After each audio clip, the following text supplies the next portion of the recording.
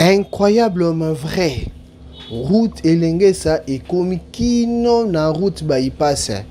Bato bakanisaki keza mama lokuta, bakanisaki eza bongo bandoto, mais kasi ndoto elati nzoto ndenge tolobaka.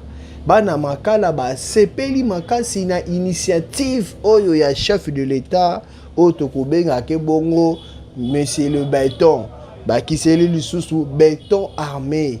Fachibe ye wana nde moto akanisaki bongo bana makala oyo bavandaki bongo bana bambula ebele, nzela ekufa, nzela ebukana, moya kutu koleka te, ata kutu bures to pusu elekaka na nzela wana te, bongo mituka toloba kutu eloko te.